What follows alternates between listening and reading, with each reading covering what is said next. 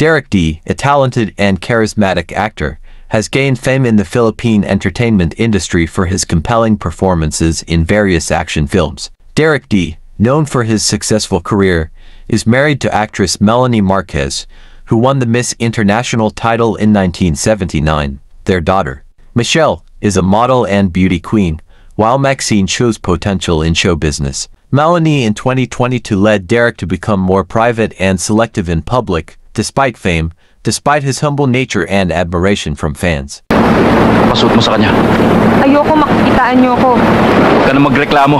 Alangan naman kasi kung siya makitaan niyo. Sige.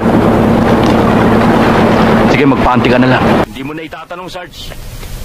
Alam mo, lahat ng departamento, pinasukan ko. Robbery, theft, homicide, anti-narcotics, hanggang patrol. Kaya siguro ako napili ni Hepe para makasama mo. Ano kaso natin? Murder. Sinong pinatay? Kapatid ko. Utol mo? May lead ka na ba? Wala pa nga eh. Saan tayo pupunta ngayon? Habulin natin! Huwag natin pakakawalan!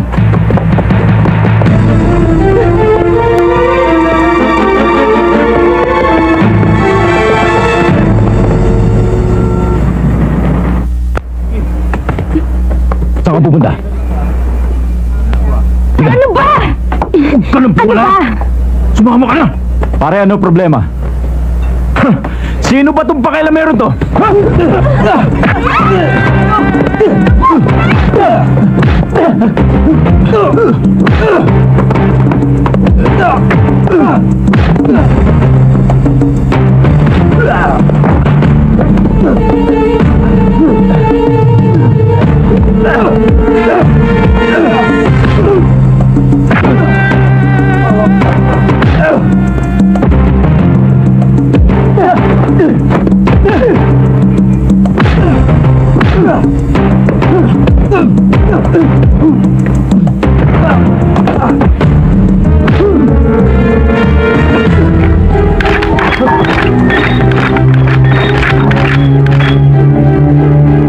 Pabayaan mong masubsob siya para matuto siyang tumayo sa sarili niyang paa. Okay, baby darling, ha? Oh, you go to daddy, ha? Go to daddy. Come on, come on. Go to daddy. Come on, Jun. Come on, walk. You go to daddy, ha? Go to daddy. Oy! Ayan! That's Ayun, okay. tuloy, muntik That's na okay. susok. Let's try again. Oh, baby. Come here. Come to daddy. Okay. First son of the firstborn. Ngayon palang nararamdaman ko ng bigat na kanyang papasanin. Bigat? Paano bigat? Sa tradisyon ng aming pamilya, ang unang apo sa unang anak, itong si Junjun ang magbibigay ng malaking swerte sa ating angkan.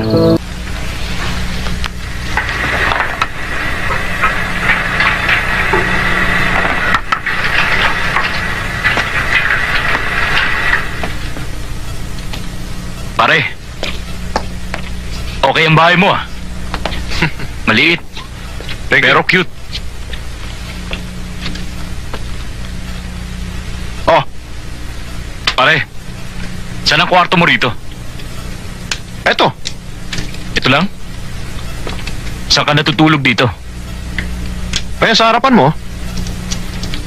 Dito ka nahihiga? Ibig mo sabihin, dito tayo matutulog? Correction. Ako lang ang matutulog dito. Halika. Good evening po. Lieutenant De La Cruz. Upo kayo. Sister, kailangan makipagtulungan kayo sa amin para ma-solve ang kasong ito. Sa totoo, Nakita niyo ba yung mga taong nakapasok dito? kagaya ng sinabi ni Sister Ana sa inyong mga investigador, Teniente, nasa loob na kami ng aming kwarto nang makarinig kami ng ingay. Hinanap namin kung saan nanggaling ang mga putok. At pagdating namin sa kwarto ni Teresa, wala ito doon. Durog ang pader ng silid. Halos wasak ang paligid. Nakita naman ninyong nangyari. Nagkaroon na ba ng ibang insidente na nasangkot? Sige, Fernandez. Dali na kagad sa labang mga yan. Yes, sir. Sister, Kung maaari, huwag mo munang gagalawin yung si Lydia Teresa.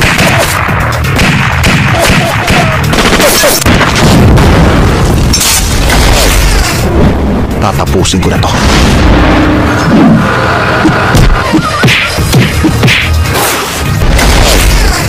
Congratulations. I'm sorry I beat you.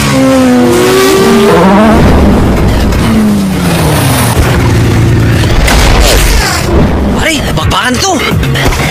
It's showtime. Takbo!